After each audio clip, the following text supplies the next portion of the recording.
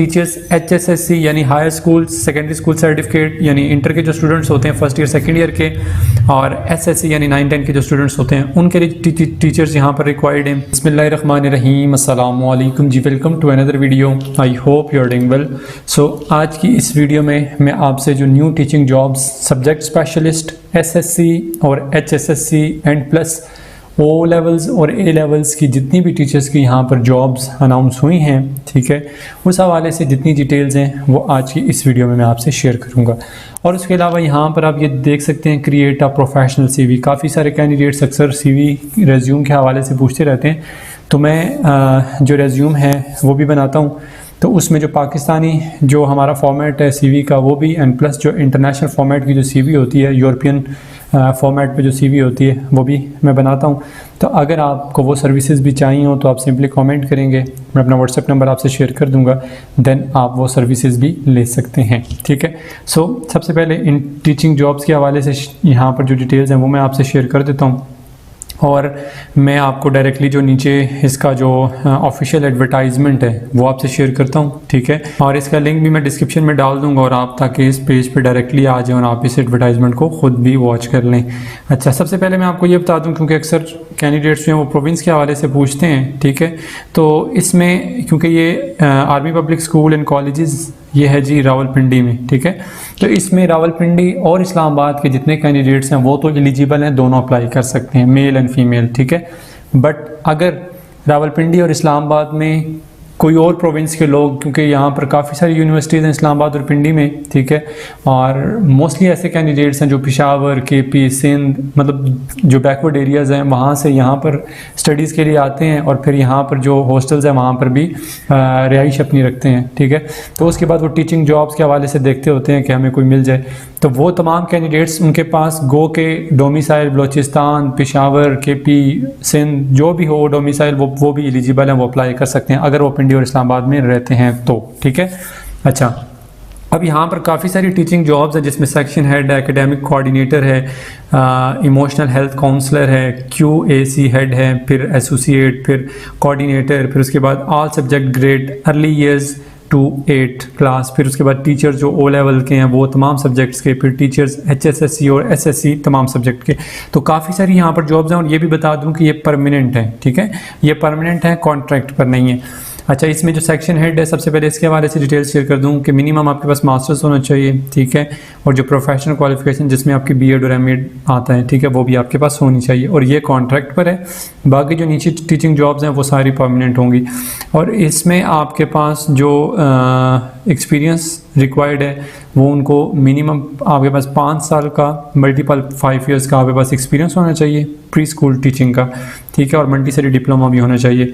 और उसके अलावा नेक्स्ट है एकेडमिक कोऑर्डिनेटर। इसमें आपके पास PhD या MPhil या फिर MS या MSc या MA होना चाहिए, ये भी कॉन्ट्रैक्ट पर है। एसेंशियल इसमें यह है कि आपके पास मल्टीपल 3 इयर्स का एक्सपीरियंस होना चाहिए एज ए प्रिंसिपल या वाइस प्रिंसिपल या सेक्शन हेड, ठीक है, किसी भी एजुकेशनल इंस्टीट्यूट में, तो आप एलिजिबल हैं, अप्लाई कर सकते हैं।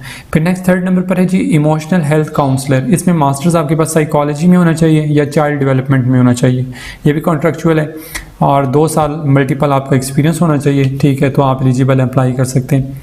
4 नंबर पर है यहाँ पर QAC हेड। इसमें आपके पास मास्टर्स होना चाहिए और किसी भी सब्जेक्ट में आप एलिजिबल अप्लाई कर सकते हैं, और ये भी कॉन्ट्रैक्चुअल है। और इसके अलावा इसमें आपके पास 5 इयर्स मल्टीपल जो मिनिमम एक्सपीरियंस है वो होना चाहिए, तो आप एलिजिबल अप्लाई कर सकते हैं, ठीक है। और नेक्स्ट है एसोसिएट की, इसमें मास्टर्स होना चाहिए आपका, और इसमें भी ये भी कॉन्ट्रैक्चुअल है, और मिनिमम मल्टीपल 3 इयर्स का आपके पास एक्सपीरियंस होना चाहिए, तो आप एलिजिबल हैं, अप्लाई कर सकते हैं। फिर CCA कोऑर्डिनेटर है, इसमें BS या MS है, किसी भी सब्जेक्ट में, ठीक है, आप एलिजिबल अप्लाई कर सकते हैं। कोऑर्डिनेटर है, किसी सब्जेक्ट में भी होगा तो एलिजिबल होंगे। परमानेंट ये जॉब है आपकी कोऑर्डिनेटर की, और मिनिमम 2 साल का एक्सपीरियंस या इससे ज़्यादा का एक्सपीरियंस अगर आपके पास है एज अ कोऑर्डिनेटर तो आप एलिजिबल अप्लाई कर सकते हैं, ठीक है। अगर आपका APS के किसी भी ब्रांच में, किसी भी स्कूल कॉलेज में, APS के किसी ब्रांच स्कूल कॉलेज में अगर आपका एक्सपीरियंस होगा तो आपको प्रेफरेंस दी जाएगी। वैसे अगर आप कहीं के भी हैं तो आप एलिजिबल अप्लाई कर सकते हैं। 7वें नंबर पर all subjects grade early years to 8 class, यानी तमाम सब्जेक्ट्स आपका जो जिस तरह बच्चों का होता है, ये जिस तरह पहले नर्सरी होता था तो अब जो है वो केजी वगैरह होते हैं, ठीक है। तो वहाँ से लेकर टिल 8 क्लास तक जो मिडिल लेवल है वहाँ तक तमाम सब्जेक्ट के टीचर्स जो हैं वो इनको रिक्वायर्ड हैं, जिसमें आपके पास जो क्वालिफ़िकेशन है वो एमएससी या फिर एमएस या फिर एमफिल रेलिवेंट सब्जेक्ट्स में होनी चाहिए। यानी उर्दू के लिए अप्लाई करें तो उर्दू में होनी चाहिए, इंग्लिश के लिए अप्लाई करें तो इंग्लिश में आपका एमएस एमफिल एमए वगैरह होना चाहिए, ठीक है। तो आप एलिजिबल हैं और ये भी परमानेंट है।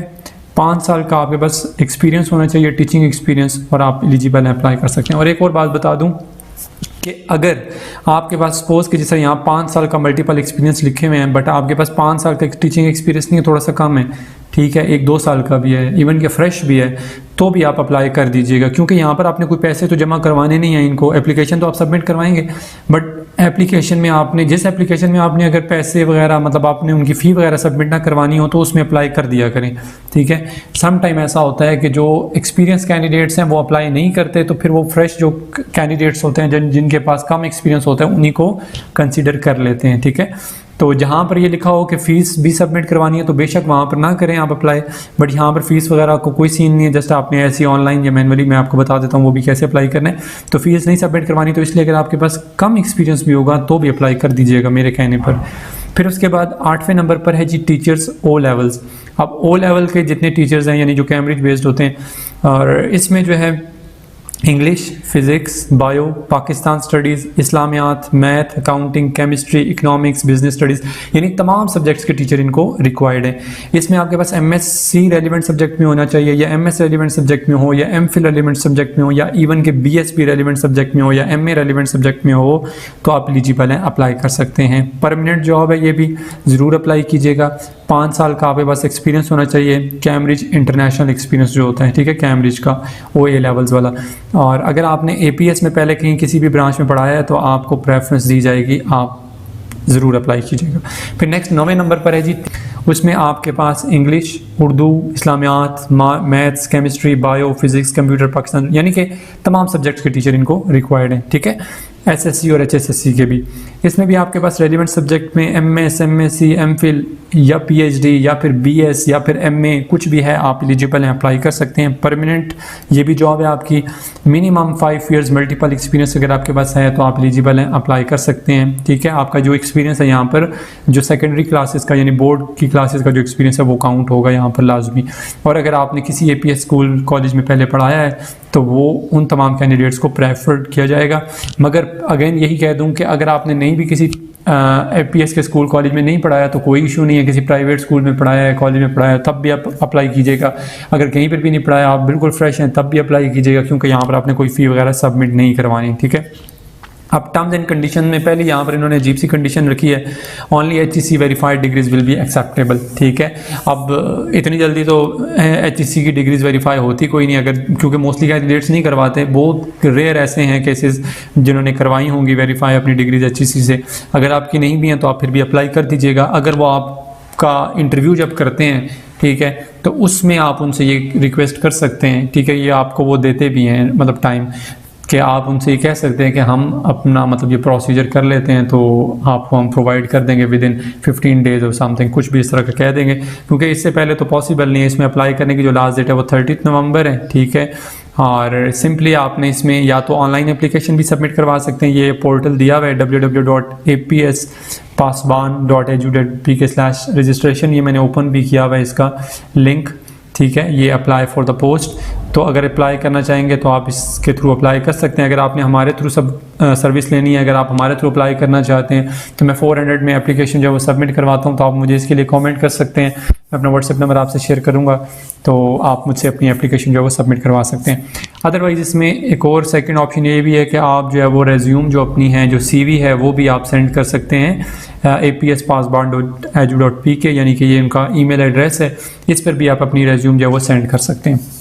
अब रेज्यूम के हवाले से एक बात और बता दूं कि काफ़ी ऐसे कैंडिडेट्स होते हैं अक्सर मुझसे शेयर करते रहते हैं अपनी रेज्यूम, तो वो उनकी जो रेज्यूम है वो कोई इतनी अट्रैक्टिव नहीं होती, क्योंकि मेन चीज़ होती है ना, आप खुद तो सामने नहीं जा रहे, हो सकता है आप ज़्यादा अच्छा प्रेजेंट कर सकते हो, बहुत बेहतरीन किस्म का आप डेमो दे सकते हो, ठीक है, तो आपके पास मतलब बहुत अच्छा नॉलेज हो, सब कुछ हो, आप बहुत अच्छा टीच कर सकते हो, ठीक है, एक अच्छे टीचर हो आप, मगर ये कैसे पता चलेगा? आपको वो पहले तो नहीं देखेंगे, सबसे पहले तो आपकी रेज्यूम उनके सामने जाएगी और उस रेज्यूम के बिहाव पर आपको वो कॉल करेंगे, आपको डेमो के लिए, इंटरव्यू के लिए बुलाएंगे। अब डेमो और इंटरव्यू तो बाद की बात होती है, या तो पहले इंटरव्यू और डेमो के लिए बुला लें, फिर तो समझ आती है कि टीचर को वो एक्सेस कर वो देख सकते हैं कि वाकई ये कैपेबल है और ये बहुत अच्छा टीच कर सकते हैं, ठीक है।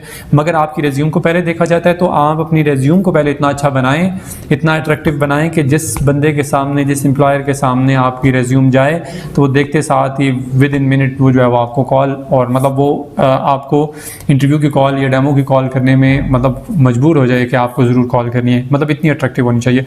तो CV रेज्यूम जो है वो मैं वो भी बनाता हूँ, ठीक है। अगर आप वो सर्विसेज मैं ऊपर भी बता चुका हूँ, अगर आप वो लेना चाहते हैं, रेज्यूम बनवाना चाहते हैं हमारे थ्रू, तो आप सिंपली मुझे कमेंट करेंगे, मैं अपना व्हाट्सएप नंबर आपसे शेयर कर दूंगा, देन आप अपनी रेज्यूम जो है वो हमारे थ्रू बनवा सकते हैं। इसके अलावा अगर आपको फिर भी किसी किस्म का कोई भी क्वेश्चन हो, then you can ask in comment box section.